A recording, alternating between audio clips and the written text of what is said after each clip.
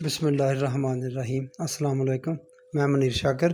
आज बस थोड़ी सी बात करनी है सियासियात पर। लोग इस पर बात करते हैं और अक्सर कहते हैं छोड़ें जी, ये गंदी चीज़ है और ये सारे एक जैसे ही हैं, लुटेरे हैं, छोड़ो इनका क्या ज़िक्र करना, ये कौन सी हमें रोटी देते हैं, रिज़्क देते हैं, तो हम इनकी बात करें तो ये सारे एक जैसे ही हैं। तो मैं इस पर थोड़ी सी ये अर्ज़ करना चाहता हूँ कि ये सियासियात अमूर सल्तनत चलाने का जो इल्म है, जो उसको डील करता है अमूर सल्तनत चलाने को, उसका नाम सियासियात है।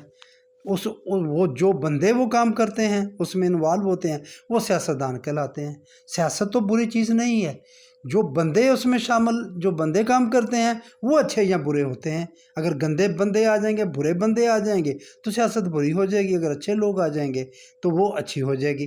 तो ये मेरे भाइयों, ये छोड़ने वाली बात नहीं है, इनसे लातल्लुक़ होने वाली बात नहीं है। अनवान में मैं अर्ज़ ये कर रहा हूँ कि ये एक तरह से हमारे रब हैं। और इस लफ्ज़ से भी आप परेशान ना होना कि हज़रत सूरह यूसुफ में यूसुफ अलैहिस्सलाम ने अज़ीज़ मिस्र को रब्बी कहा था कि मेरा रब है, ये मेरा रब है। वो जो भी किस्सा है उसमें रब्बी का लफ्ज़ है, तो मेरा रब है, तो ये हमारे रब हैं। ये किस तरह रब हैं? अगर अच्छे काम करेंगे तो उससे क्या होगा, अगर ये बुरे करेंगे तो उससे क्या होगा। ये थोड़ा सा नज़ारा हमने देख लिया, ये 15-16 महीने की जो शहबाज शरीफ की झलक थी, तो ये हमारे सामने है। तो मैं ज़रा ये बताना चाहता हूँ कि ये किस तरह हमारे रब हैं, ये हमारा रिज़्क किस तरह तंग करते हैं और किस तरह कुशादा करते हैं। तो हुक्मरान जो भी हों, इमरान खान हो, ये शहबाज शरीफ, नवाज शरीफ, या टोला ये PDM का जो था, जो गुज़र गया एक बुरा वक्त पाकिस्तान पर, हुक्मरान अब भी जो हैं सामने नज़र आते हैं, जो छुपे हुए हैं, जो असल हैं। हुक्मरान जो भी हों, उनकी अहलियत, काबिलियत, सलाहियत और उनकी पॉलिसियाँ हमारे रिज़्क़ की फराखी और तंगी का बराह रास्त सबब बनती हैं। वो उनका विजन जो है, उनकी जो सोच है, अगर वाम की हमदर्द है, वफ़ादार है, मुल्क के वफ़ादार हैं, वो ऐसी पॉलिसियाँ बनाते हैं जो लोगों को सुकून, आसानियाँ फराहम करने वाली हों, तो वो उन पॉलिसियों का बराह रास्त हम पर असर पड़ता है, हम पर असर पड़ता है, हमारे रिज़्क़ पर असर पड़ता है। अगर अहलियत और काबिलियत और सलाहियत की बना पर किसी हुक्मरान ने महंगाई पर कंट्रोल पा लिया, ऐसी पॉलिसियाँ बनाई, ऐसे काम किए जैसे महंगाई कम हो गई और बतदरीज कम होती गई, तो हमारे लिए रिज़्क़ का हसूल आसान हो जाएगा। एक सीधी सी बात है, हमें जो रिज़्क़ की चीज़ें हैं, सामान ज़ीस्त जो चीज़ें हैं, वो हमें आसानी से, आसान पैसों से वो हमें दस्तयाब होंगी, तो हमारा रिज़्क़ कुशादा होगा, हमें कोई तंगी नहीं होगी।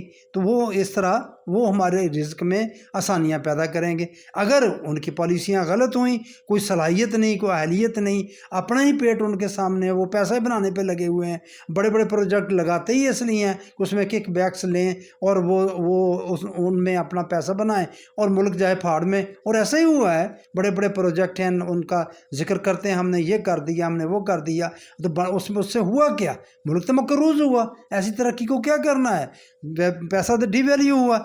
ये रिज़्क़ में तंगी रहेगी और महंगाई बढ़ने के साथ ये तंगी बढ़ती जाएगी, रिज़्क़ का असूल हो।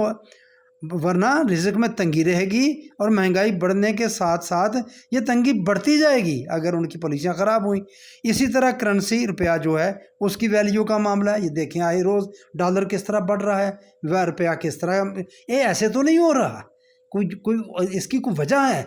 इसकी वजह क्या है? ये नाहिल जो हुक्मरान बैठे हुए हैं ऊपर, ये जिनको सलाहियत नहीं है, जिनके पास अहलियत नहीं है, जिनके पास विज़न नहीं है, बिल्कुल छुपे हुए या गैर छुपे हुए, तो ये इस वजह से ये ऐसा हो रहा है।